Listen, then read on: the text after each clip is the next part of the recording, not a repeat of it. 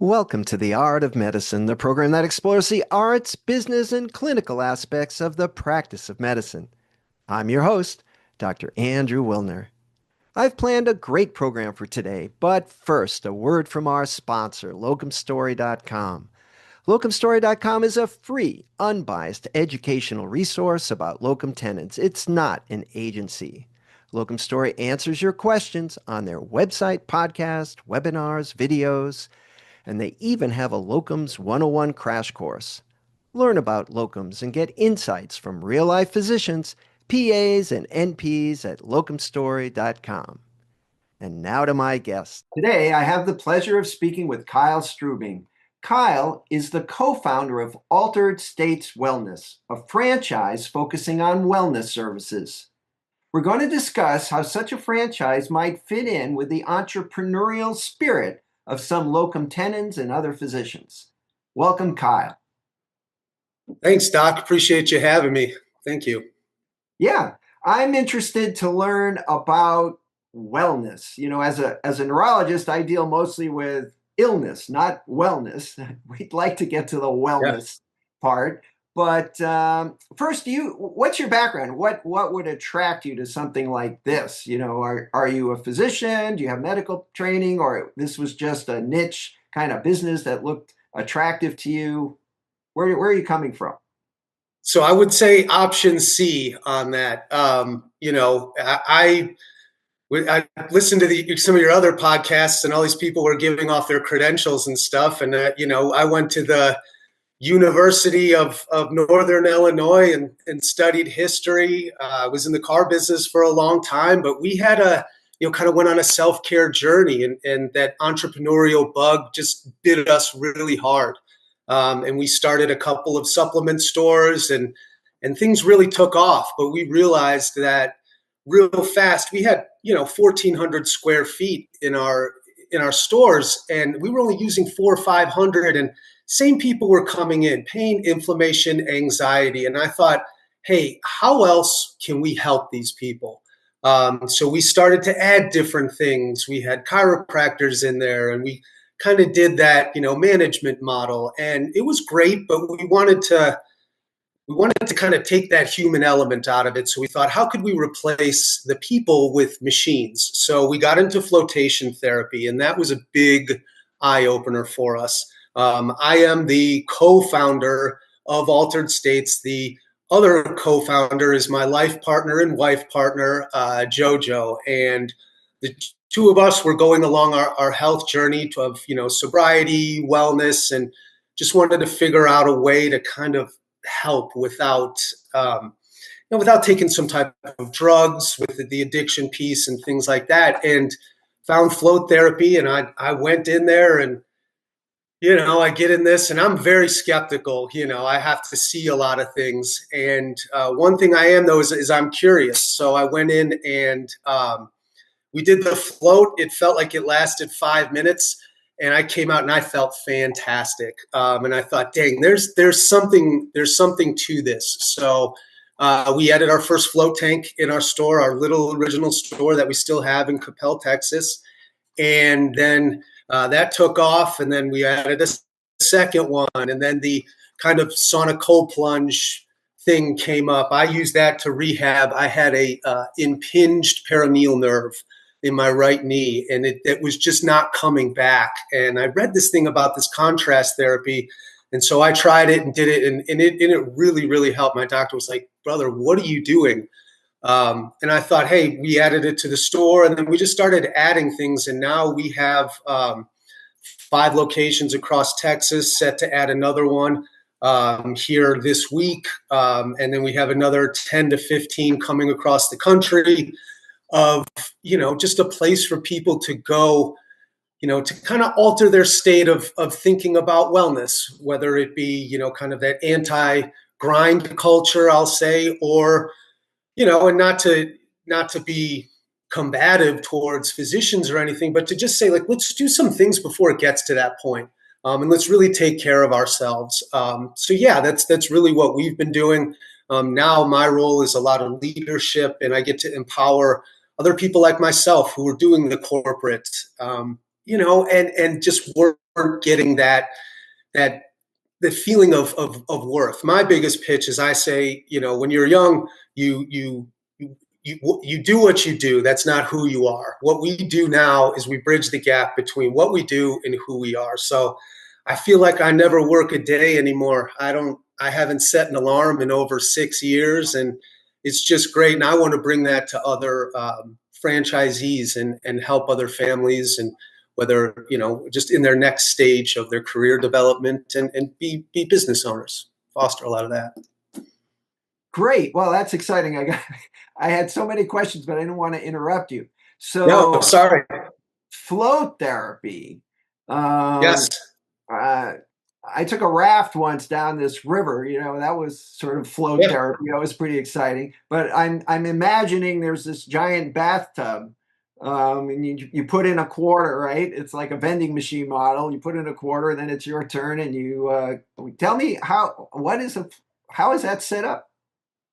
Yeah, so that's a great question. It's very similar to that. There's no quarters involved, though. It's 2026 now. We have to do the waivers and the whole things. But yes, very, very similar. No, there are what we have are massive 7.5 foot tall float suites. So typically when people think float therapy, it's either a box or those little bubbles. The biggest thing with that is our initial barrier to entry is people look at that and go, oh my gosh, that's claustrophobic. There's no way I'm getting in there. So we've kind of taken that out. I have to stand on my tiptoes to clean the ceilings of it. There is 1,100 pounds of medical grade Epsom salt, magnesium sulfate in these tanks. And it comes out to about 200-ish gallons of fluid, right? And they go in there, they shower before, shower afterwards. They go in there and you float horizontally, and it just creates this space.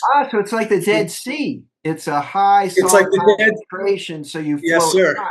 It's not hard to float because a lot of people don't float well. But in there, not at all. Not at all. You are sitting. Yeah.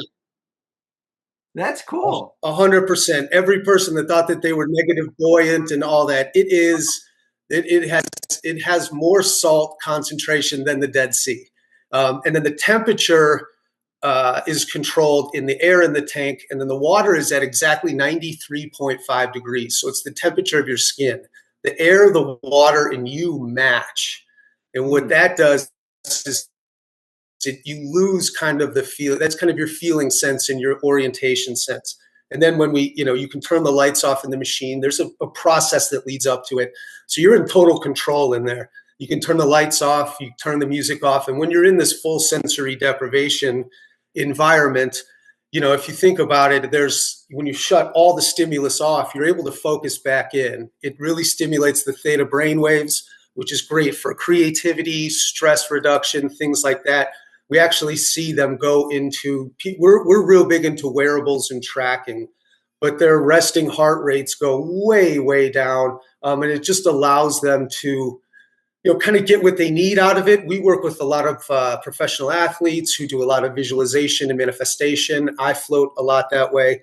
But yeah, it's flotation therapy. I try to stay away from the sensory deprivation because that can be a little intimidating, or it's REST, restrictive environmental sensory therapy. Yeah, that's been the biggest driver for us. It's our differentiator. We create these cool, immersive experiences that make it approachable and really help people out.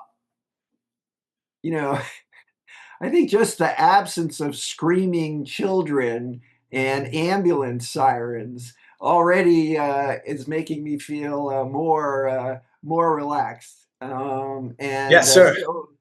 And what is it like 30 minutes or 20 minutes or an hour or what, or as long as you want, or what's the? So we do hour-long sessions. It takes you a minute to kind of get there.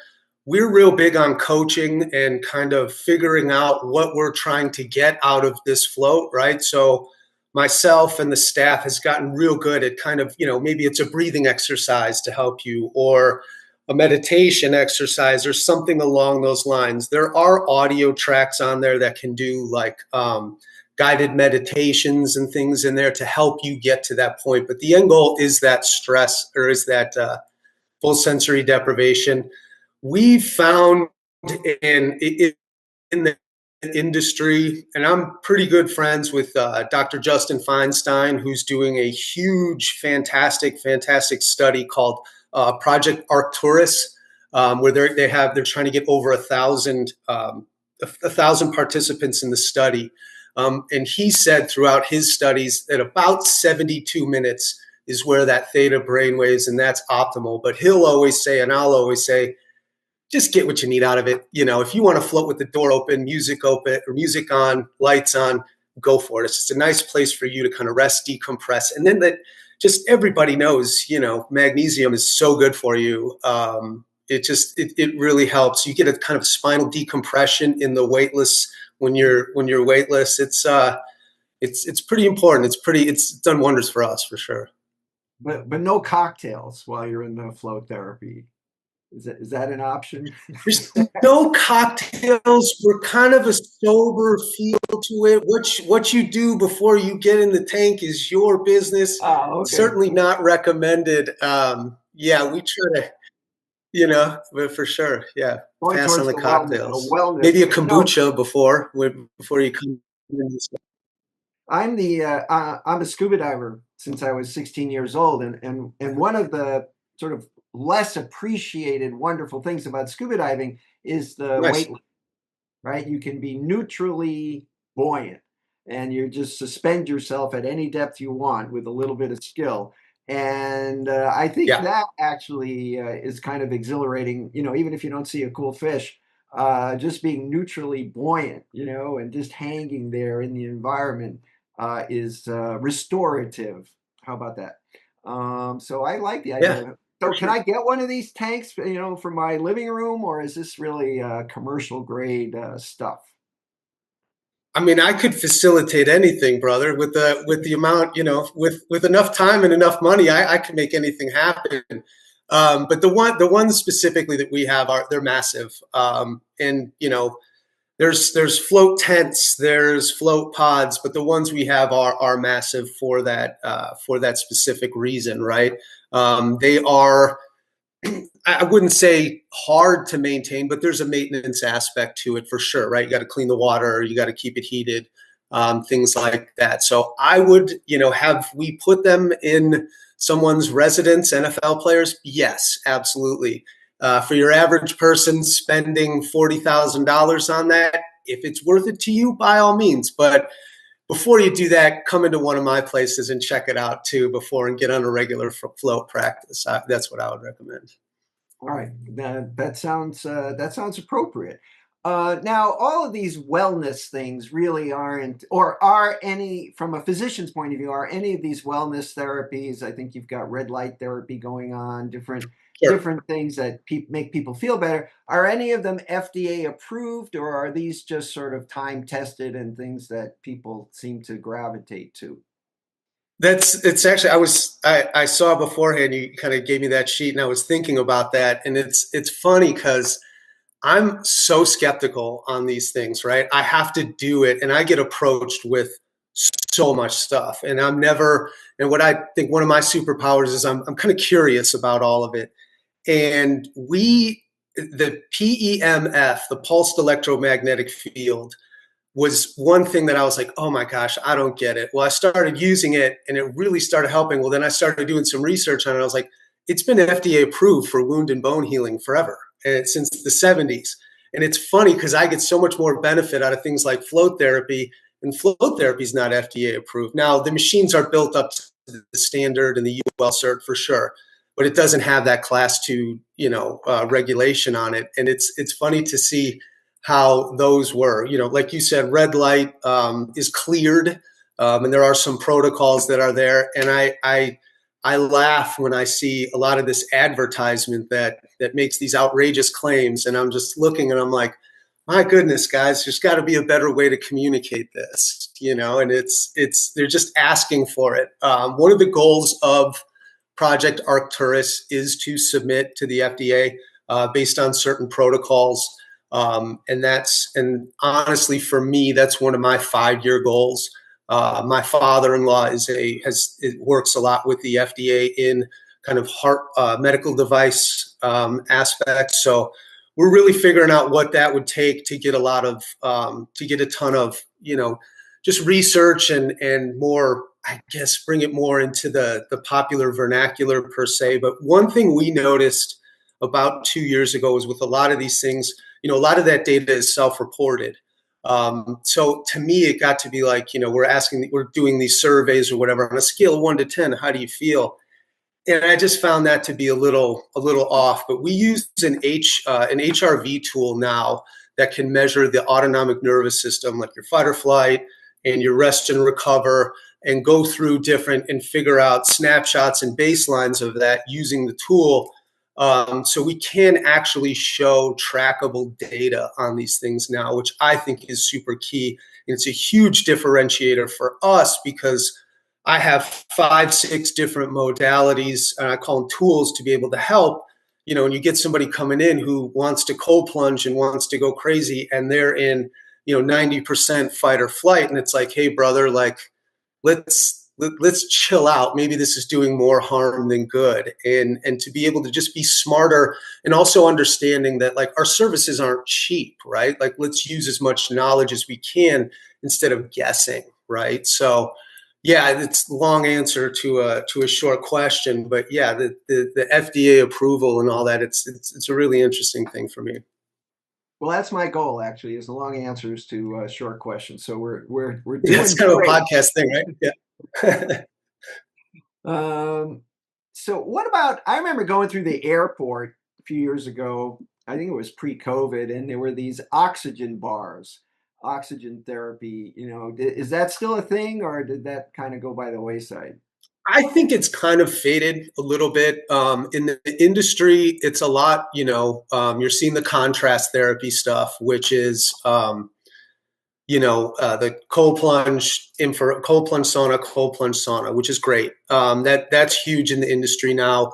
But a lot of these things have, the oxygen bars kind of got replaced by the IV bar, or even, they're doing a lot of peptides too, has really come into it is super popular now. We don't do a lot of that because of the licensing and things like that. It's tougher to get funding. And then just from a business perspective, it wasn't very advantageous to us. But yeah, that's really where you don't see as many oxygen bars. You do see, we are starting to see a lot of the HBOT machines, so the hyperbaric oxygen therapy, which essentially, some of them you do hook up to an oxygen tank.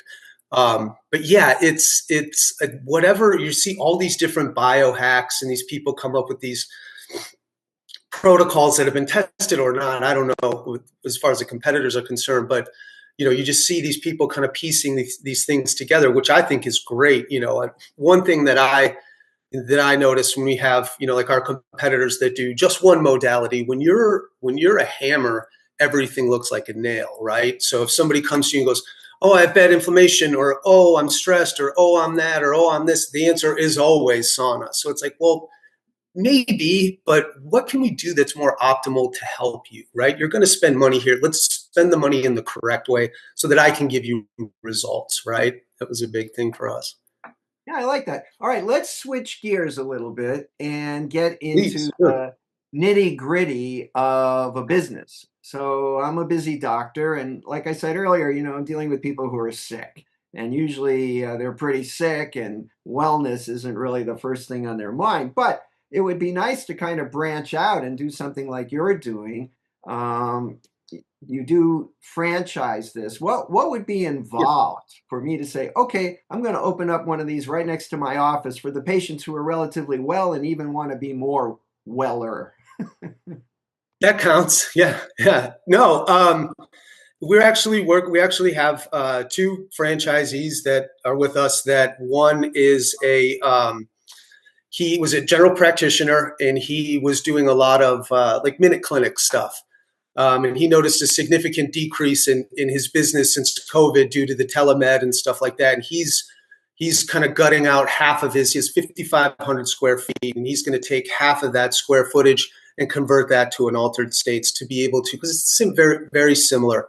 And then another doc who used to do a ton of work with cancer and stuff and treat that. And she kind of, sees the value in it. And to be able to write, she has all these clients and she has this personal brand and she's built this trust. And then to be able to pivot that to them so that she sees her customers and people that she's dealt with over 10 years more often and can help outside of, hey, we're at, stage 9 out of 10 right now. Why can't we help at 3? So it's an overall play. For us, we have a franchise, and we provide all the systems, all the processes, all the training. You get the equipment deals, the whole nine, right? It's cradle to grave. We go through the entire process. We have, architects, designers, general contractors to help build that. And, our big thing is to get you profitable and helping out as soon as possible. After doing this for 9 years, we're not guessing marketing strategies and the like. And that's really where the value is in joining with us is I've seen this 1,000 times. I've been doing this forever. So there's not a lot of guessing. And then it's in the support as well. It's like, hey, Kyle, this isn't working, or this isn't, this campaign worked or it didn't work or whatever. And we can go in and provide solutions. So the big thing for us is that support, because we've been franchisees with another business before and take very seriously the commitment that someone's giving to us. But yeah, I mean, it's a lot of, we get a lot of doctors and we get a lot of people like that were in my shoes, family people, tired of the corporate grind, things like that. Yeah. So you're owning your own business with kind of a silent partner. I'm the franchisor who's going to get a percentage and also is going to help you with billing and the advertising and all of that. But Absolutely.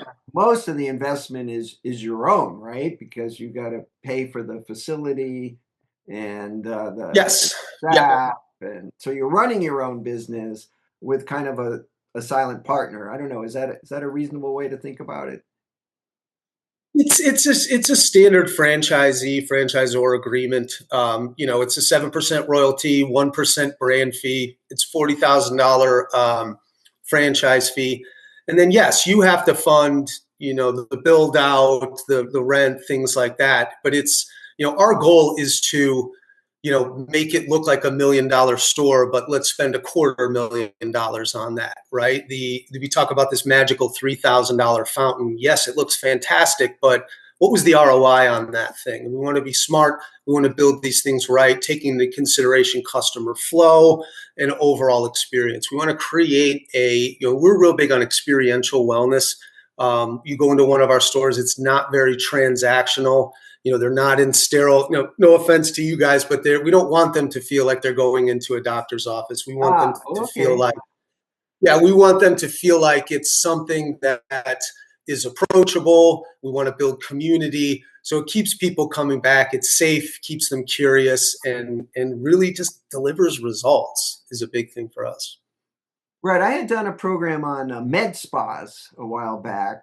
So Nice. it's sort of like that, but less of the med and more of the spa. more Sounds of the more of the spa, a little bit more performance. We get a ton of athletes. We get a ton of people who, a big longevity play. People love, with infrared saunas, people are cognizant of their all-cause mortality, things like that. And there's nothing better for as far as a modality than sauna. I mean, I'm such a huge fan of sauna. I think Well, it's that's time tested. And in fact, yeah, when yes, I sir. was a kid, one of the things I used to do with my dad, we used to go to the Y, and I remember he loved the sauna. We're going back probably 60 years ago. And going into the sauna, that was really a special thing to do on the weekend. And of course, in the Norway and Denmark part of the world, Yep. cold plunge is, that's how you grow up. You jump into the ice after your sauna, and Yeah. they seem to be a pretty healthy bunch. So I think that's time tested for sure. Maybe no FDA data, but it's certainly No something FDA, no, no, seems to help absolutely people not. feel better. That's right. That's right. Okay, so pretty interesting. So you've got five of your own stores, right? That you guys run, and then a bunch No, of five franchise. Five, we own one outright, ours in Capel, and then okay. we have an additional four, and then we have an additional four franchisees at the moment, and more coming left and right. So my role is really has really changed throughout at least in the last, I would say year, and it's brought new challenges. I like it, but it's like when you get your first job or what have you, and you're really good at that role, and then you get promoted, and now it's an entirely different role. So it's fun, it's challenging, and it's great. It's a lot of not very similar to being in the store. A lot of coaching, a lot of big brothering. I say, I'm everybody's big brother. I'm here to help. I'm here to keep you away, keep you protected. But yeah, it's been a great. It's been great. The evolution of this business has been fantastic. I'm so excited. Let me ask you a couple of other questions before we wind up. Please. One of the things that slows people down, or it's a barrier, I guess, to entry is licensing. Like with the med spa, you have to be licensed to do this and licensed to do Right. that. Do any of these therapies require any bureaucracy, or you can just say, "Hey, here's the tub, jump in," and that's okay. Yeah, it does not. Now there can be some health department compliances depending on Okay. state, local, a couple different things. Luckily in Texas, float tanks and cold plunges are exempt, so we don't have to hang, no lifeguard on duty signs, which is great because that would really kill the aesthetic. But yeah, no, as far as licensing, and we built that specifically for that. The goal is to run lean and mean. We have, right now at the stores, there's one employee running the show. Just getting people in, getting them going, getting them checked in and billed. And then as it gets busy, on the busier times, Friday, Saturday, Sundays, we have two people there. So we try to run lean and mean. We try to hire the right people, incentivize them the right way. And really, once you get into those licensing, when you're doing the IVs, you're doing this, at those doctor referral fees and paying a licensed nurse to administer that IV, that adds up, and that Oh hurts yeah. the bottom line. So we really wanted to kind of stick with our core. We've branched out a little bit on some different things. It's one thing we're real big on. If you have a modality that you're absolutely in love with, like let's throw that in one of the rooms to try and see, right? We have those conversations. So but yeah, the core modalities that we have, there no need for licensing. Yeah, it's aside from CPR training, that's really all they have. All right. So I would be remiss if I did not ask you. I mean, it all sounds great. What's been the biggest challenge to make this work? I'm a potential franchisee, and I'm thinking about it. What should I really be thinking about? What's going to be my biggest challenge to make this work?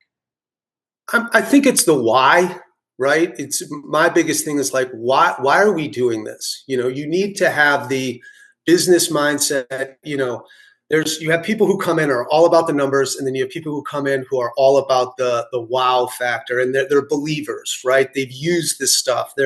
They can speak on it. They have own personal stories and testimonials, which for me, that's where a lot of that starts. So having a blend of both of those, I would say, is finding someone with a blend of both of those is has been our biggest challenge. But yeah, I mean, really, it's you gotta have you gotta have the why, and then you gotta have the smarts of be a little business savvy at least, right? Okay, great answer, Kyle. This has been fantastic. Anything you'd like to add, and how can people get in touch with you? No, I really appreciate you having me on. This was great. We're doing a ton of great stuff at Altered States Wellness. You can find me at alteredstateswellness.com. And you just reach out. You can call up to any of the stores and they can get in touch with me. But yeah, just, there's a lot of things coming up with float therapy. If you guys want to try out that or want to check out that project, Arcturus, Arcturus. It's a huge float study. Dr. Justin Feinstein's very big into this. He did a project called the Maui Calm Project. And just really, if you're interested in this or want to figure out a way, and keep in mind, guys, we're not stealing from you guys. We're not big big pharma thing like that. We just want to be a complement to you guys. We refer a lot of people. I have people come in who you're just way past what we can do, and we'll refer them out. Somebody has a broken toe or something. There's nothing I can do for you, and that float is not going to help with that. You need to go to a doctor, ma'am. But then also as they get as you've kind of the preventative type things, the longevity plays, like we can be your resource for that. And me personally, if you're interested in adding one of these machines, please feel free to reach out to me. We're an open book. We feel like, all waters raise all ships or whatever that is. But yeah, it's real big for us for the growth of the industry. But no, I appreciate you having me on and listening to me babble. Kyle Struebing, thanks for joining me on The Art of Medicine. Thank you, sir. And now a final thanks to our sponsor, locumstory.com. Locumstory.com is a free, unbiased educational resource about locum tenens. It's not an agency. Locum Story exists to answer your questions about the how-tos of locums on their website, podcast, webinars, and videos. They even have a Locums 101 crash course. At locumstory.com, you can discover if locum tenens make sense for you and your career goals. What makes locumstory.com unique is that it's a peer-to-peer platform with real physicians sharing their experiences and stories, both the good and bad, about working locum tenens. Hence the name, Locum Story. Locumstory.com is a self-service tool that you can explore at your own pace with no pressure or obligation. It's completely free. Thanks again to locumstory.com for sponsoring this episode of The Art of Medicine. I'm Dr. Andrew Wilner. See you next time. This program is hosted, edited, and produced by Andrew Wilner, MD, FACP, FAAN. Guests receive no financial compensation for their appearance on The Art of Medicine. Andrew Wilner, MD, is a professor of neurology at the University of Tennessee Health Science Center in Memphis, Tennessee. Views, thoughts, and opinions expressed on this program belong solely to Dr. Wilner and his guests and not necessarily to their employers, organizations, other group, or individual. While this program intends to be informative, it is meant for entertainment purposes only. The Art of Medicine does not offer professional, financial, legal, or medical advice. Dr. Wilner and his guests assume no responsibility or liability for any damages, financial or otherwise, that arise in connection with consuming this program's content. Thanks for watching. For more episodes of The Art of Medicine, please follow on YouTube or your favorite podcast player. Please share with your friends and subscribe. www.andrewwilner.com